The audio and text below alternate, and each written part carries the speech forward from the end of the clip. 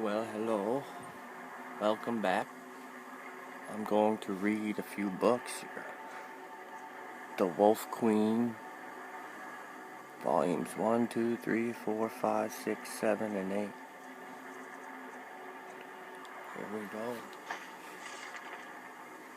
The Wolf Queen, Book 1 by Wine Yarth. From the pen of the 1st century, 3rd era sage Montague, 3rd era 63. In the autumntide of the year, Prince Pelagius, son of Prince Uriel, who is son of the Empress Kintira, who is niece of the great Emperor Tiber Septim, came to the high rock city-state of Camlorn to pay court to the daughter of King Volstead. Her name was Quintilla, the most beauteous princess in Tamriel, skilled at all the maidenly skills and an accomplished sorceress. 11 years a widower with a young son named Antichus, Pelagius arrived at court to find that the city-state was being terrorized by a great demon werewolf. Instead of wooing, Pelagius and Quintilla together went out to save the kingdom. With his sword and her sorcery, the beast was slain, and by the powers of mysticism, Quintilla chained the beast's soul to a gem. Pelagius had the gem made into a ring and married her, but it was said that the soul of the wolf stayed with the couple until the birth of their first child. 3rd era, 80. The ambassador from Solitude has arrived, Your Majesty, whispered the steward Balbus. Right in the middle of dinner, muttered the Emperor weakly. Tell him to wait.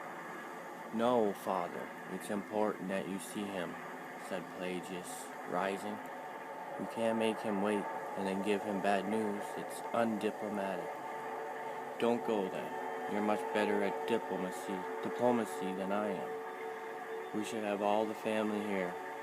Emperor Uriel II added, suddenly aware how few people were present at his dinner table. Where's your mother?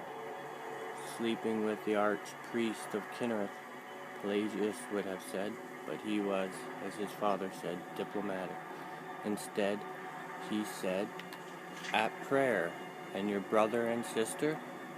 Emiel is in first hold, meeting with the Archmagister of the Mages Guild, and Galana, though we don't be telling this to the ambassador, of course, is preparing for her wedding to the Duke of Narcissus. Since the ambassador expects her to be marrying his patron, the King of Solitude, instead, we'll tell him that she's at the spa, having a cluster of pestilent boils removed. Tell him that, and he won't press too hard for the marriage. Politically expedient, though it may be. Pelagius smiled. You know how queasy Nords are about warty woman. But dash it, I feel like I should have some family around, so I don't look like some old fool despised by his nearest and dearest, growled the Emperor. Correctly suspecting this to be the case. What about your wife? Where is she and the grandchildren?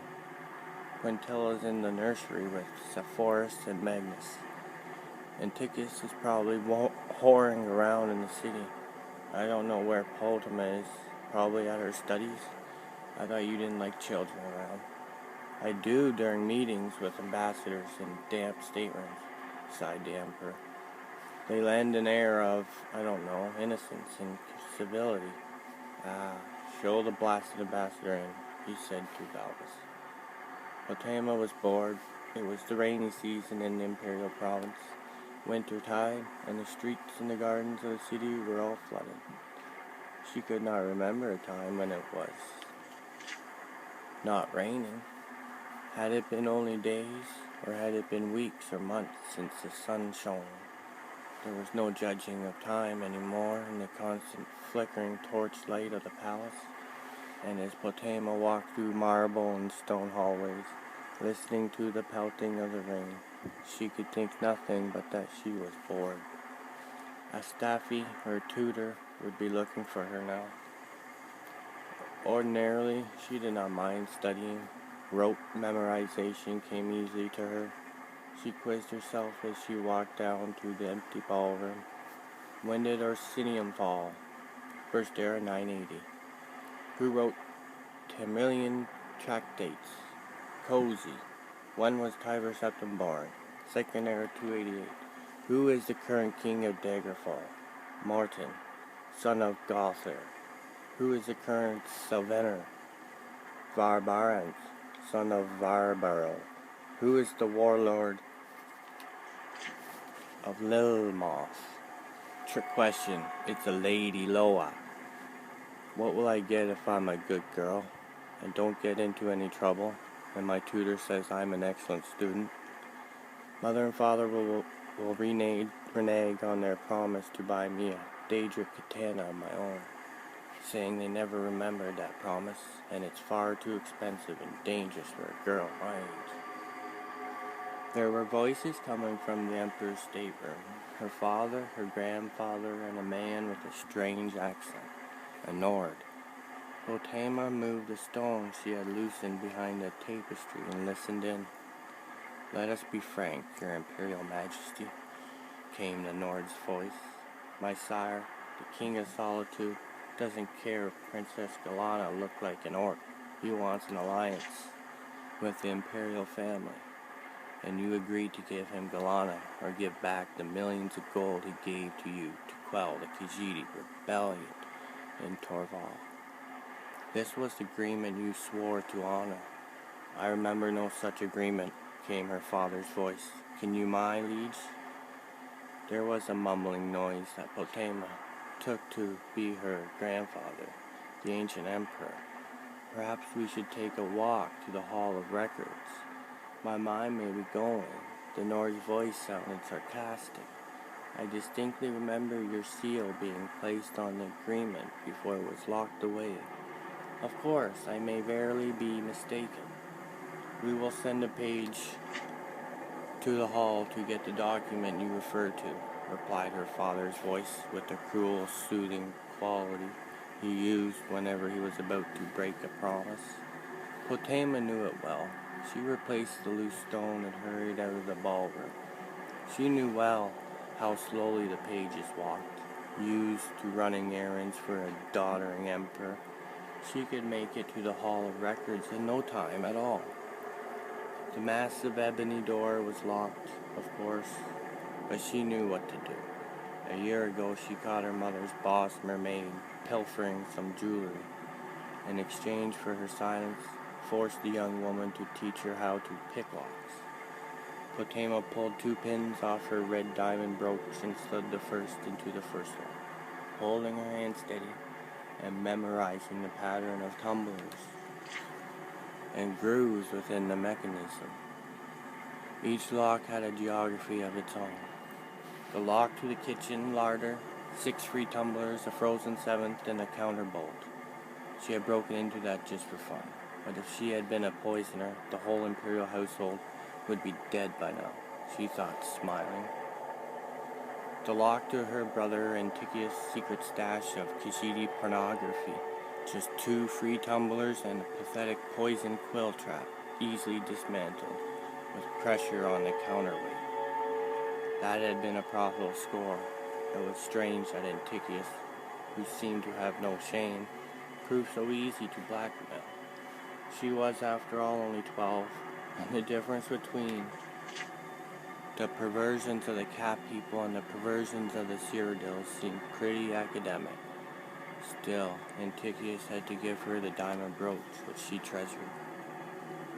She had never been caught, not when she broke into the Archmage's study and stole his oldest spellbook, not when she broke into the guest room of the King of Ghislaine and stole his crown, the morning before Magnus's official welcome ceremony.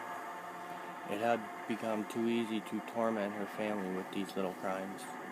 But here was the document the Emperor wanted, For a very important meeting, she would get it first. But this was the hardest lock she ever opened.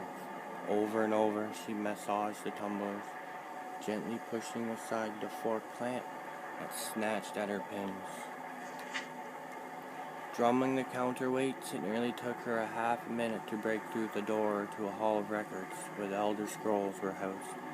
The documents were well organized by year, province, and kingdom, and it took Potema only a short while to find the promise of marriage between Uriel, Septim II, by the grace of the gods, Emperor of the Holy Cyrodiilic Empire of Tamriel, and his daughter, the Princess Galana, and His Majesty King Montiarco of Solitude. She grabbed her prize and was out of the hall with the door well locked before the page was even in sight. Back in the ballroom, she loosened the stone and listened eagerly to the conversation within. For a few minutes, the three men, the Nord, the Emperor, and her father just spoke of the weather and some boring diplomatic details. Then there was the sound of footsteps and a young voice, the page. Your Imperial Majesty, I have searched the hall of the records and cannot find the document you asked for. There you see, came Potema's father's voice. I told you it didn't exist. But I saw it, the Nord's voice was furious. I was there when my liege and the Emperor signed it. I was there. I hope you aren't doubting the word of my father, the sovereign Emperor of all Tamriel. Not when there's now proof that you must have been mistaken. Pelagia's voice was low, dangerous. Of course not, said Nord, conceding quickly. But what will I tell my king? He is to have no connection with the imperial family, and no gold returned to him, as the agreement, as he and I believe the agreement to be. We don't want any bad feelings between the kingdom of Solitude and us, came the Emperor's voice, rather feeble but clear enough. What if we offered King Montiarco our granddaughter instead? Potema felt the chill of the room descend on her. The Princess Potema? Is she not too young? Asked the Nord. She is 13 years old and, said her father, that's old enough to wed. Whoa, whoa, whoa.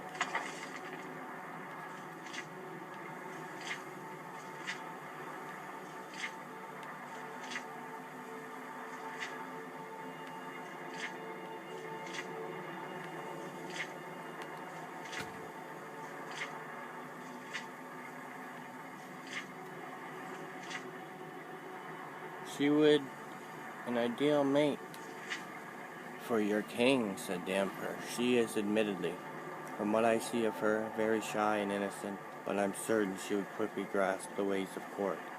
She is after all a septim. I think she would be an excellent queen of Solitude. Not too exciting, but noble. The granddaughter of the Emperor is not as close as his daughter, said the Nord, rather miserably, but I don't see how we can refuse the offer. I will send word to my king. You have our leave, said the Emperor, and Potema heard the sound of the Nord leaving the stateroom. Tears streamed down Potema's eyes.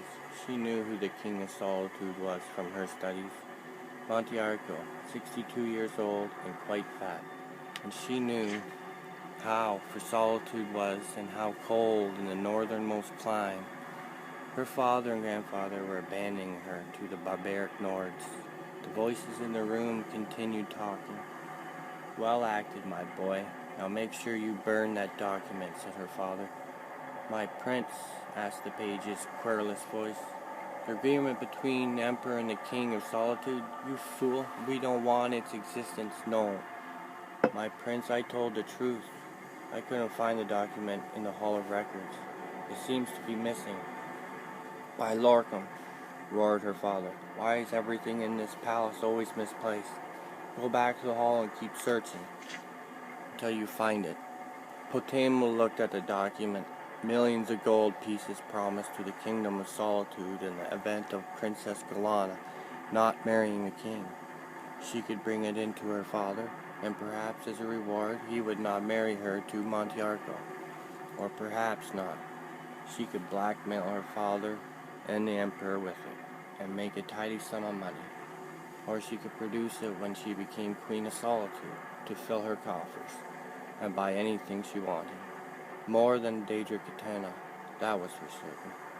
So many possibilities, Potema thought, and she found herself not bored anymore. Ha. That's number one.